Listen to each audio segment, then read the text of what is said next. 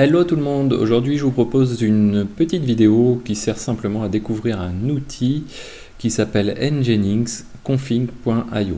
Avant de commencer, je tenais à vous remercier pour votre fidélité. Je sais que vous êtes extrêmement nombreux maintenant, en tout cas à mon sens extrêmement nombreux à venir régulièrement sur la chaîne YouTube. Xavki, et bon, je tenais à vous remercier. Vous mettez aussi pas mal de pouces bleus, de commentaires, ça c'est génial. N'hésitez pas aussi à vous rendre dans la communauté. Donc quand vous allez dans le lien à propos de la chaîne, vous pouvez vous rendre sur un lien Discord qui permet de se rendre dans la communauté Xavki, on va dire, avec un ensemble de channels qui permet de discuter sur des thématiques diverses et variées autour de Linux, du système, etc. Donc ça, je vous invite à vous rendre dessus. Alors, venons-en à nos moutons. Cet outil, c'est un site internet, et ça, je sais qu'il va plaire à pas mal de monde, puisqu'il aide à la configuration de vhost Nginx, ou en tout cas à la configuration plus généralement de Nginx. Ce site, donc, on va se rendre dessus. Hop, voilà. Donc, nginx.config.io. Donc, son objectif, c'est de vous aider à rédiger et à configurer Nginx. Donc ça, c'est extrêmement génial. Donc, on va aller tout de suite en bas. Vous voyez que par le biais de copier-coller, en fonction des paramètres que vous allez rentrer au-dessus, le site va vous proposer une configuration d'une part du fichier spécifique nginx.conf, donc qui est dans etc nginx et qui se nomme nginx.conf. Donc là, c'est le fichier générique de la conf nginx. Et puis, vous pouvez aussi ici recopier, et ça c'est extrêmement pratique, le détail du vhost nginx. Donc la conf que vous allez pouvoir lui appliquer. Donc là, vous vous dites déjà jusqu'ici, c'est plutôt super bien. Vous avez aussi donc les autres fichiers de configuration que vous allez pouvoir, qui peuvent être nécessaires en fonction de la configuration que vous allez définir au-dessus. Donc ces fichiers-là ne sont pas toujours à spécifier. Donc voilà, ça c'est extrêmement bien, c'est que ça va vous permettre, en fonction de la configuration que vous allez élaborer ici, vous fournir les fichiers à modifier.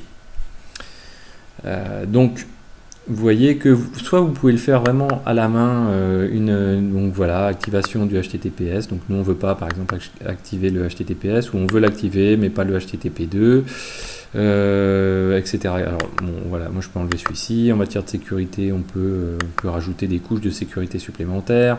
On peut changer le pass du serveur Nginx, l'endroit où on va avoir notre document de route. On peut redéfinir des éléments de logging. On peut activer d'autres éléments complémentaires. Voilà. Et le plus pratique encore, c'est qu'ici vous avez carrément des templates que vous allez pouvoir appliquer. Par exemple, si vous faites un site WordPress, Nginx a une configuration un petit peu particulière par rapport à WordPress. Vous cliquez ici, et là, tous les paramètres qui sont ici sont configurés par rapport à votre WordPress. Donc là, vous pouvez rajouter du HTTPS. Là, en l'occurrence, c'est la configuration sans HTTPS. Si vous descendez, vous allez voir que vous allez être dans une configuration type pour WordPress. Donc ça, je trouve ça extrêmement pratique. Qu'est-ce qu'on a d'autre encore comme élément? Donc vous voyez ici, c'est quelque chose qui est vraiment adapté à WordPress, puisque si vous regardez ici, le site vous propose de définir même une configuration, un fichier wordpress.conf, ce qu'on ne fait pas forcément habituellement, mais pour préciser des éléments spécifiques à WordPress, vous voyez, avec des fichiers contenus du wp-quelque chose, donc on parle bien de WordPress. Donc ça c'est cool. Vous pouvez faire la même chose pour Drupal. Vous avez, donc si vous voulez avoir plutôt un front-end, donc un reverse, hop là, est-ce que j'ai cliqué dessus, voilà. Donc là on va pouvoir donc aller activer ici de l'HTTPS si on veut, mais on a déjà des éléments qui sont configurés. Donc ça c'est plutôt cool. Vous avez plus qu'à faire ensuite le copier-coller, et puis l'autre élément intéressant, je vous ai parlé des fichiers, mais ici on a aussi les commandes, vraiment la ligne de commande à passer pour activer la configuration en question. Donc là ici par exemple on a juste le lien symbolique à faire entre le site available et le site enable.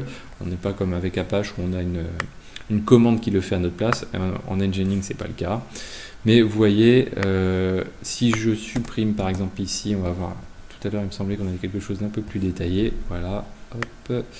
Et vous voyez pour la conf par défaut, il propose même de faire du mkdir quand on a du let's encrypt, pardon, pour faire du SSL, ben, il vous propose carrément le mkdir, le changement de propriétaire avec le chown, des petites modifications pour la définition des certificats dans la définition du vhost, le certbot, etc.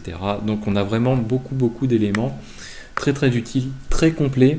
Et généralement quand on fait à la main soi-même en fonction de ses connaissances cette configuration là, on passe à côté de pas mal de choses, donc ça permet d'aller plus loin. Donc ça c'est vraiment une bonne chose, et plutôt que de passer du temps sur la rédaction des éléments de base que l'on fait régulièrement, bah, ça permet de découvrir d'autres éléments qu'on peut configurer pour aller plus loin encore.